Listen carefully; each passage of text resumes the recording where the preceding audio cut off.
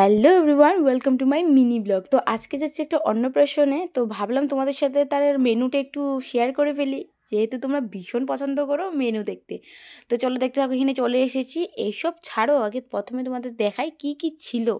তো এখানে ছিল ফুচকা। ফুচকা তো থাকবে, আর ফুচকা খেতে কার কার ভালো লাগে নিশ্চয়ই জানিও কমেন্টে।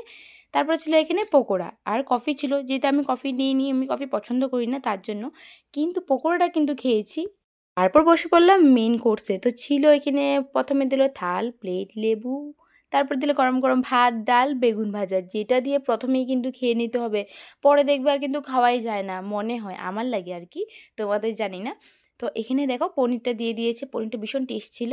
আর এখানে লেবুর বাকলা তো আমি খাবোই খাবো যেখানেই যাই। এখানে লেবুর বাকলা খুলতে আমি পুরো বিজি। তারপর দেখো এখানে মাছটাও চলে এসেছে। আর এত সফট ছিল মাছটা, কি বলবো, আমার ফেভারিটটা দিয়েছিল।